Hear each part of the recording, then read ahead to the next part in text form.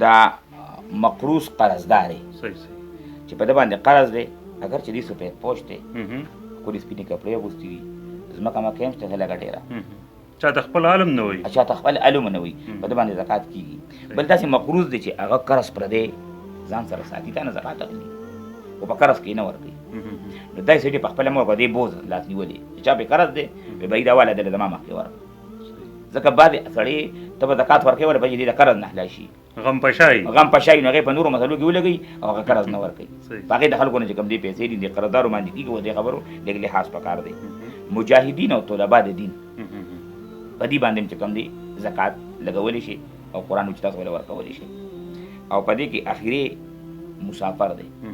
ابن السبیل ورته قرآن ویلی دی دا مسافر اگر چې کلي کې مالدار دی خو دلته کې مال چې راغلی غریب دی نو په دې باندې زکات کېږي په دې باندې به مونږ زکات خرج کوو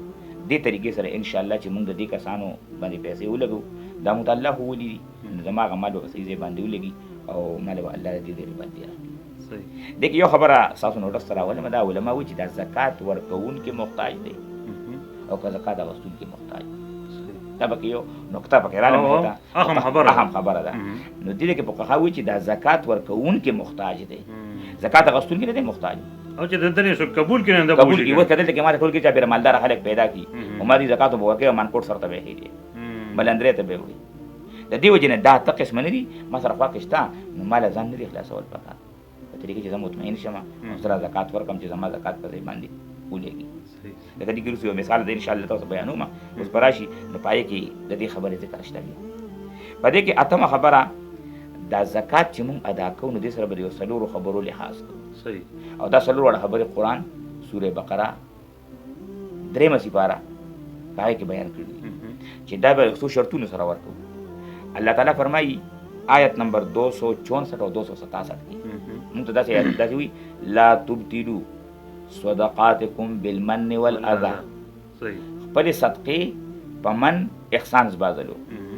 اذا تکلیف ورکولو باندې مه بربادوئ لکه اکثر مونږ ولیدلو یو سړی یو غریب له زکات ورکړي سبا هغه غریب سړي ته سلام ونه کړو دله جواب ورکړو د دې ور زما په زکاتونو لوی شوې په زما په زکاتونو باندې چې ته ما ته داسې راګرځئ ما دې جواب ونه ما دې جواب وکړو او ما ته دې غږ ونه کړو نو الله تعالی موږ ته فرمایي چې دا زکات په دې خبرو مه بربادوئ احسان مه زبادئ سړي تکلیف عزت نفس ولې مجروح کړې نو دوه خبرې شوې احسان زبادل د دې نه به ځان ساتو دویم تکلیف ورکول دریم ریا قرآن ویلی دی کنه فمن کان یرجو لقاء ربه فلیعمل عملا صالحا څوک چې دا عقیده ساتي چې زه به خپل رب سره مخامخ کېږم نو دې دې عمل وکړي عمل صحیح ولا یشرک بعبادت ربه احدا او د خپل رب په عبادت کې څوک نه شریکوي نو د دې لاندې مفسرون ریا لیکلي چې دلته کې شریکول په عبادت کې څه دي چې یو سړی ما ته ښه ووایي ما ته نیک ووایي زما صفتو کې لکه هغه حدیث کې د مجاهد شهید د مالدار او د عالم ذکر راغلی دی چې الله به قیامت کې تپوس کوي چې تا دا بدن طاقت څه کې علم د سره پاره کړو دی چې ما خو استاد دین خورو الله به کذب ته دروغ وي تا خو چې خلک زما د علمیت اظهار کوي لکه موږ دا کم پروګرام چې اوس چلو کچېر دې کې زموږ نیت دا شي چې زما اشتهار وشي ما خلک وپېژني الله دې دین موږ بچ کړي دا ډېر د خطرې خبره ده علماو دپاره خاص کر زه خپل ملګرو ته هم وایم چې څومره شهرت کېږي نو دومره نقصان او د تباهۍ اسباب ډېر یقیني کېږي ولې شهرت ډېر انتهایي خطرناک دی ظاهره خبره ده چې یو څیز چې کوم دی نه فایدې ډېرې وي دومره د هغې هغه نقصان دی لکه که زما په زړه کې لکه معمولي غونډه کې سره راشي یا ستاسو بړه کې راشي چې لکه دا مونږ خو لکه مسله مرسته خو زمونږ لکه پېژندلون کېږي او لکه دغه هم کېږي نو دا زمونږ د خدای لپاره بس ده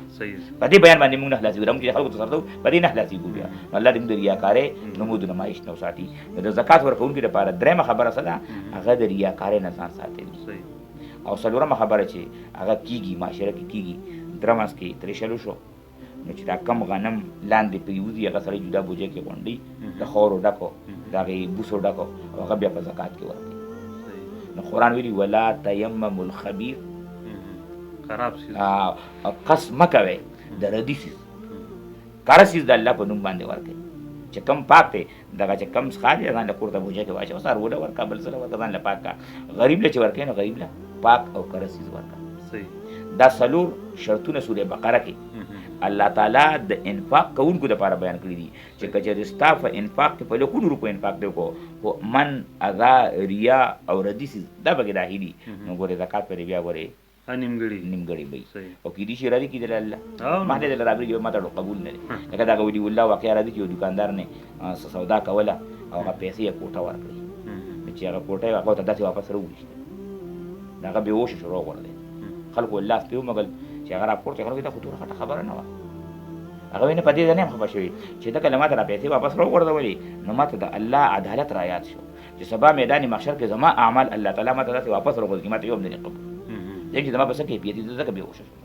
دا حالت نن ډیر دغه چې زما زکات الله مانه قبول کی سبه رضی کی مال به مخرونه وردی د دې خبر ان شاء الله لحاظ کو قران کریم یو مثال دې پیش کړی صحیح چې تا یو روپے په اخلاص ورکړه نو د دې مثال کمثل حبه انبتت 7 سنابل دا هغه دانې دي چې دا غي نه وګیرو کیږي فی کل سنبلة په هر یو وګي کې 100 حبه سلسل دانې والله یضاعف لمن یشاء نو دا الله د چن کوي یو وسو تعالی صحیح دې مثال کې یو ډېر ښکلې نقطه مفسرین بیانوي چې ګوره الله وی یوې دانې نه وګیرو خطل نو مطلب دا چې توهم بخولي معیاري توهم وي لکه تاسو ګورئ موږ ګورو معاشره کې کنه نو چې کم توهم خرابي نو هغه فصل خرابي چې کم توهم قیمتي هغه فصل خولي نو یو دې کې توهم دی چې توهم بخولي دیم چې زمکه وتا خولي الدوال شوی اړول شوی ځکه به دې وګیرا نظر ونیږي و چې ته توهم خولي وکړي اوس مګر یو ډول دا بیا دغه ځاړه کوي خواري پکې نه کې د دیم پکې د زمکه او اړول آبادول او سمبالښت او دریم چې کم دی بیا د کروندې هنر دی لکه زه ولر شم ته شو مونږ کروند نه کړی نو مونږ څنګه کروند کوو نو دې کې درې خبرې وکړي تو هم اصلي صحیح زمیدار ماهر او زمکه آباده نو دې کې درې خبرو ته اشاره کوي تو هم اصلي مال طیب چې پیسې حلال دي ګوره پیسې حلالي چې مونږ په حلالو پیسو کې چې کوم دي سوکو الله تعالی ته هغه پاک او حلالي پیسې ورکو صحیح یو دا شو زمکه صفا چې کم کس له ورکو چې هغه مستحقي دا یو مثال دی دا قران مونږ وی به دی باندې والله دې په دې ولو علماء رحمتونه ولګي چې دې مت پاک کړی دي مونږ ته احسان کړی دي چې مونږ تاسو په دې باندې لکه مونږ د عمل برباد نشي او دریم ذکر کوي چې دا خرج کول کې نیک نیت لري ماهر دی الته چې دی زمیدار ماهر دی نیک نیت لري دی د کریا نشته دا د مثال مطلب دی یو د مال حلال دی ځکه محبوب نبی ویلي دي ان الله طیب ولا يقبل الا طیبا الله په خپل پاک دی نو پاک دی نه قبلې لہذا زکات ورکون کی صدقات ورکون کی دا د درو خبرو خیال پدې کې پکار دی چې د مال به پاکي ټیک شو د چې چاله ورکی دی به مطمئنی چې دا د حقدار مستحق ته او ریاکاری به پیدا کی نه دا هغه د ورکولو نه مخکې خبرې دي اوس چې کله موږ تاسو دا زکات ورکو پیدا صدا ما ته بس ملاویږي په دې باندې دا مال خو ظاهر کې کم شو کنه مثلا 1 لک روپۍ وي 2.5 ما ورکړي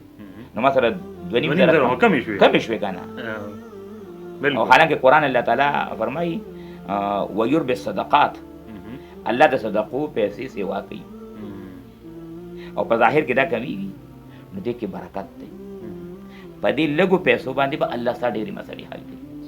دې لګو پیسو سره به الله ته داسې بیمارونو مصیبتونو نه هغې نه به تا بچ ساتي چې پای کې به د مال ضیا کېږي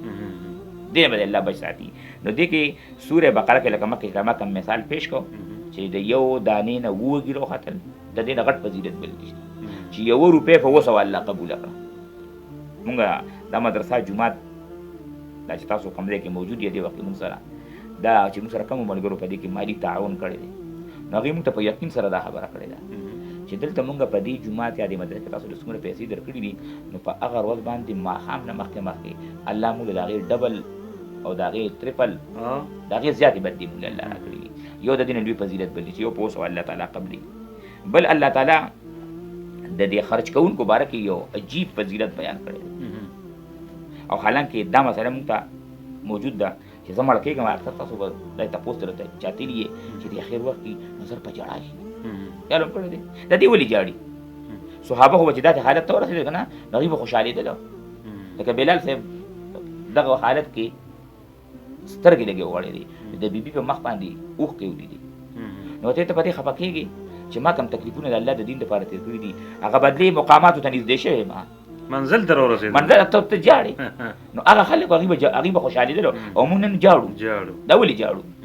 موږ ته خپل هغه مشران متل کې چاړه په اوبو کې ښکاري تېر وخت راته یادېږي تېر چې وایي ما خو څه کړي نه دي اوس په زه مخامخ کېږم د خپل منزل سره لکه حدیث کې راځي دا مړی چې کوم دی د دې ځنکدن په کې کله داسې مغاړي کله داسې اړي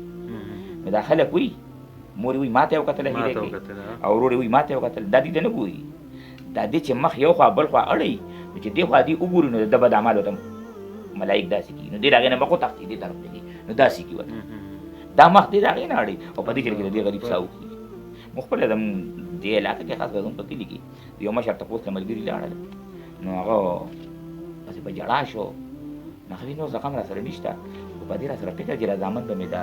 زمینداري وکړي که به ونه کړي نو په دغه وخت کې لکه تا دا غم پکار دی نو د دې لپاره قرآن موږ ته ډېره ښکلې فایده بیان کړې ده چې کوم سړی په اخلاص سره د الله د رضا دپاره د عمل پاک خرچ کوي او صحیح خرچ کوي که نه په چا مخ ملازي نه کوي نو الله فرمایي چې کله دې مړ شي مرګ ته نږدې شي لا خوف علیهم ولا هم یحزنون دوه خبرې دي په ده به نه خوف یره وي نه به ده باندې حزن او غم راځي نو علما د دې معنی کوي دا خوف د راروان منزل سره متعلق دی او حزن د تیر سره متعلق دی دیو باغ تیرو حالاتو غمجن نه وي چې دې په فکر دې په زامنو باره کې فکرمند دي چې د بچو به څه کېږي دې وایي چې کم الله زه ساتنې مغه بچي ساتي دې به الله دې ځنکدن کې د دې غم نه بچ ساتي او را روان قبر دی ولکه دا دوره ما باندې په منونو خورې ووړي دا به څه کیفیت نو الله فرمایي ولا هم یحزنون لا خوف علیهم د سره به هېڅ قسمه یاره نه دې به مطمئني دا د انفاق دویمه پیدا شو چې څومره لوی مقام دی څومره لویه مرتبه ده بیا جناب رسول الله صلی الله علیه وسلم د ابو هریره نه روایت دی وی چې کم سړی 15 منځونه پر وخت ادا کوي د رمضان روجي نیسي او زکات صحیح طریقې سره ادا کوي او کم چې هغه غټ ګناهونه نبی علیه السلام یاد کړي دي شرک دی او هغې کې چې کم دی قتل دی زنا ده د هغې نه ځان وساتو نو د دغې سړي په باره کې نبی علیه السلام فرمایي فتحت له ابواب الجنه د ده لپاره د جنت ټولې دروازې کولو شي ابواب الجنه باب الجنه نه دی ویلي ابواب الجنه او د جنت دا دروازې چې دي ولي نو په دې چې کله موږ داسې تېرېږو الله دې موږ د ایمان سره بوځي نو چې د کم سړي په دې صدقو کې ډېره مینه جذبوي چې در الله پر هم ډېره ورکړه وکړه نو ده ته به د باب الصدقې نه اواز کېږي چې ته په دې جنت ته راشه باب الریان ده پکې باب الکاذبین الغیظ ده پکې باب الصوم ده باب الصلات ده باب الجهاد ده یو ځل نبی علیه السلام نه ابوبکر صاحب ته پوښتنه وکړه چې دا سړی به پکې وي چې په دې دروازو تېرېږي نو هرې دروازې نه به ورته اواز کېږي نبی علیه السلام ورته زما امید دی چې هغه ته یې تا ته به د هرې دروازې نه اواز کېږي موږ ته پکار دی چې زکات ورکوونکي ده چې که دلته کې زه زکات ورکوم خلکو سره احسان کوم چې بل طرف ته په خپل انفرادي عباداتو هم سوچ ورکوم د دې نه علاوه د خدمت خلکو په موضوع باندې هم زور ورکوم زکات ورکولو سره سره نور اعمال هم صحیح کول پکار دی زه زکات ورکوم نو خلک زما خدمت کوي لکه دلته اوس دا کم دغه چې دلته پروګرام وشو د تقریبا 500 کسانو ته موږ د راشن په دې کرونا وایرس په دې دا کې حالاتو کې خلکو له ورکو نو چې بعضې بعد خلک ماته سلام کوي هغه ما باندې بوج کېږي چې تا سره زما دا سره زه به تاته سلام کوم ته زما مشر یې زه به تا له خوا له درځم دا خو زما فریضه وه ما له الله پاک طاقت راکړو نو ما نه به اوس الله د دې مطالبه کوي ما ځان د دې غم اخلاصوم په تا مې څه مخ ملازه نشته نو زه به بیا هم خلکو له زکات ورکوم هم به خدمت کوم هم به زکات ورکوم هم به ته سلام کې مخکې کېږم هم به زکات ورکوم هم به یې تپوس کوم دا نه چې زکات په دور کوم تپوس به زما کوي زکات په دور کوم خدمت به زما کوي لکه زکات ورکوونکي به ځان لوی نه ګڼي چې ما زکات دله ورکړی ما زکات دله ورکړی دی نو نبي علیه السلام فرمایي قیل له ادخل بسلام ته وایي چې په دروازو د دې جنت په سلامتیا سره داخل شه دا لوی مقام دی او د جابر رضی الله عنه روایت دی وی من ادى زکات مالی چا چې په صحیح طریقه د خپل مال زکات ورکو په صحیح طریقه پوره په پوره یې ورکو نو داسې چلو کو د څومره لوی کار وکړو د دې کې فقد ذهب عنه شره وی د ده نه د دې مال هغه شر دفع شو هغه ته لاړو یو کس ته وی نبی رسول الله فرمایلو چې فقد اذهبت عنك شره تا د خپل ځان نه د دې مال هغه شر لرکو مصیبت ته لرکو دې سره بلا مصیبتونو او بلا پریشانې وي نو چې تا ورکو نو تا څوکړو ځان دې بچ کو د شر نه او په دې باب کې اخیری حدیث اگر چې کې مستقل باب محدثین ډکولي کتاب الزکات د حسن صاحب روایت ته چې پاره کې مونږ ته یو درې اهم خبرې خي او نن سبا دا کرونا وایرس دا کم حالات چې دي کنه بالکل تبه غني چې دا پیغمبر علیه السلام اوس ماته وی چې دې وخت داسې وکړه اول راته وی حسنوا اموالکم بالزکات خپل مالونه په زکات محفوظ کړئ صحیح که خپل مال عبادت غواړئ کنه زکات ته ورکړئ ځکه کله کله سمندر کې مال روکشي ورو لګي نو د دې اوله وجه چې سړي زکات پوره نه دی ورکړي صحیح کچری دانی نو بیا امتحان دی اول دا عذاب دی دا د زکات پوره نه ورکړي ځکه به الله ورو لګو سمندر کې روک شو نو وی حسنوا اموالکم بالزکات وداو مرضواکم بالصدقه او د خپل بیمارانو علاج په صدقو ورکولو کې صحیح د خپل بیمارانو علاج په صدقو ورکولو کې چې تاسو صدقه کې تاسو بیماران به الله تعالی حقي او دریم فرمایي واستقبلوا امواج البلاء بالدعاء والتضرع مصیبتونه راځي بلاګانې راځي ناشنا بیماری راځي په دوه طریقو ځان بچ کې په دعاګانو او الله ته پاجازه کول باندې چې ان شاء الله موږ تاسو د دې طریقه باندې کوي زکات ادا کو دغه ډېر غټه فائدہ راځي او اخیری خبردار چې زکات زنه ورکوم زما په صورت نقصان دي د زکات نه ورکوونکو یو نقصان د آخرت دی چې هغه قرآن سوره توبه آیت نمبر غالبا 34 کې بیان کړی دی والذین یکنزون الذهب والفضه ولا ينفقونها في سبيل الله يوم يحمى عليها في نار جهنم فتقوى بها جباههم وجنوبهم وظهورهم هذا ما كنزتم لانفسكم فذوقوا العذاب بما كنتم تكنزون چې کم خلک مال را جمع کوي زکات نه ورکوي دا به ورځ د محشر کې سکې به ګرمي جوړي په دې تندي بوله دا ورکوي په دې اړه پیدا کی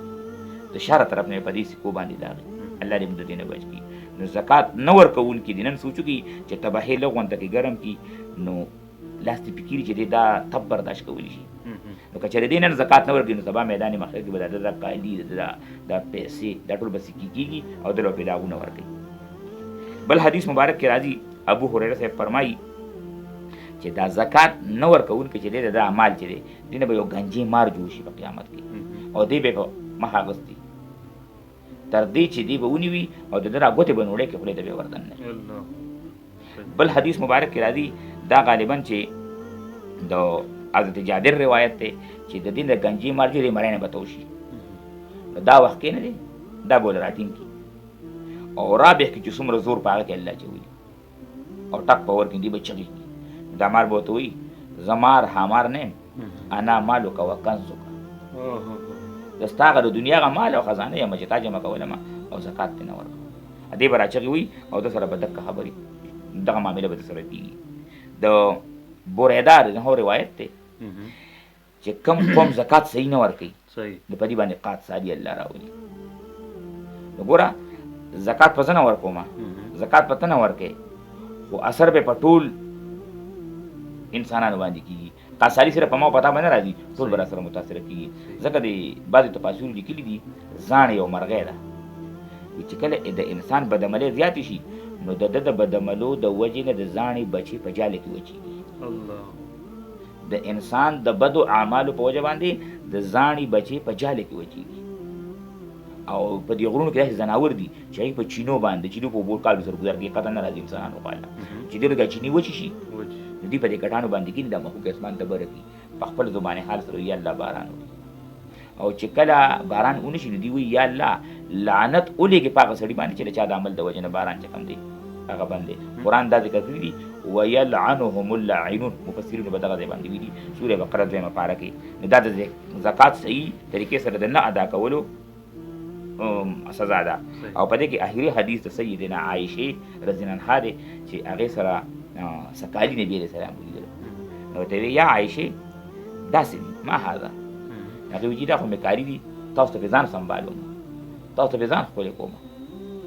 نبی علیہ الصلوۃ والسلام ته فرمایل وی اے عائشه اتو ادین زکاتهن مقصد خو ډېر ښکلی دی ها خو زکات ته ورکړی دی زکات یې ادا کړې هغې ویې قلت له نه زکات خو مې نه دی ورکړی نبي علیه السلام ورته وفرمایلو هي حسبک من النار دا ستا د اور دپاره بس دا کافي دی یو بله زنانه نبي علیه السلام ولیده والې وې په لاس یې بنګړي وو نبي علیه السلام ورته آتیتې زکاتها زکات ته ورکړې هغې ویې نه وایي ته خوشحاله چې ستا په غوږونو کې بیا د قیامت پر ورځ د اور والې پرتي په غاړه دې د اور میل پروت دي په لاس دې د اور بنګړي پراته نه هغې ویې نه وایي د دې صحیح طریقې سره زکات ورکوه حاصل د موږ هغه خویندو ته دا تعلیم دی چې د هغې سره کالي دي نو هغوی به د خپل کالي شرعي طریقې سره د زکات د هغې نه ورکوي صدقې دې پکې کوي چې الله تعالی یې د دې قهر او د دې مصیبت نه بچ کړي یو سړي دا موضوع زموږ ټوله واورېده په تفصیل باندې او هغه سوچ جوړ شو چې به زکات ورکوم دې مطمئن شو او یاره رړی جوړ شو ارادې برابر شوې اوس شیطان به خپل محنت کوي ځکه که یو طرف ته زه تو په دې کوشش کوي چې خلک الله ته راواړو نو یو پټ قوت بل لګیا دی هغې د الله نه اړوي زه ته به د مخلوق او د خالق په منځ کې تعلق جوړو بل طرف ته یو دریم قوت دی هغه د مخلوق او د خالق په منځ کې توڑ جوړي توڑ پیدا کوي یو بل نه لرې کوي نو په هغه هم قرآن ذکر کړی الشیطان یعدکم الفقر ویأمرکم بالفحشاء شیطان دې وخت کې تا یری چې جذبه شي پیسې په به دوه نیمو لکو کې په لاکو کې 2.5 شوې په دوه کې 15,000 شوې په څلورو کې چې کم دی 10,000 شوې دا خو تاسو سره مال کمیږي قارون دې خبرې دې حد ته ورساو چې هغه دا لږ لږ زکات راجمع کړو د هغې نه ډېرې جوړ شو نو که دومره به زه ورکوم د قرآن دغه ذکر وکړو فخسفنا به وبداره الارض د خپل معلوماتو سره مې په ځمکه کې ورننه باسه نو دا شیطان دې سړی یری نو د هغې په بدله کې الله موږ له تسلي راکړي الله یعدکم مغفره وفضله الله وایي زه سره د دې زکات په بدله کې د بخښنې وعده کوم زه دې معاف کوم په دې د مغفرت کوم بخښنه ډېر لوی شی دی نو هغه مال موږ څه کوو چې ما ته به دومره لوی د ما د قیامت سختې به دبه کېږي او د الله رضا به د ما نصیب کېږي او دویم وایي چې تش بخښنه نه هو فضله د دې غوړې بدې د دنیا کې در کوم او تشه بخښنه نه دنیایي نقد د لم په لاسته در کوم تش چې کوم دی ادار نه نقد د تم میلاویږي چې انشاءالله موږ او تاسو د دې خبرو لحاظ وکړو اخري خبره ننني درس کې دا وه چې موږ انشاءالله زکات بل ورځ یا الله بل یکم رمضان شو ما زکات ختم کړ اوس مستحقین نور هم پاتې دي دې باره کې ابن عباس د نبي علیه السلام نه تپوس وکړو چېرې جي ما سره خو زکات ختم دی نو د نوي کال زکات نو دغه حدیث کې راځي رسول الله وسلم فرخص له رخصت ورکو هغه ته فی ذلک په دې کې چې د روان کال زکات شروع وکړه نو ځان سره لیکه چې روان کال رمضان راشي نو زکات د خپل مالو باسه چې دې کال کې تاسو څومره خلکو نه مخکې اډوانس ورکړی دی هغه ته منفي کا باقي ورکړه خلکو د خبرې مقصد دا دی چې لکه مثال تا د خپل برخې زکات مکمل ختم کړی دی په یو داسې مستحق راغی چې هغه تا نه غواړي یا مطلب که نه زکات کېږي بالکل او حاجتمند دی په دې وخت کې نو تا هغه د روان کال زکات ورکولی شي دې کې زموږ خلک دا غلطي کوي چې دې زکات نن یکم رمضان باندې ډېر دا غلطي ما نوټ کړي دي ما له خلک راغلي دي دې داسې کار وکړي چې دې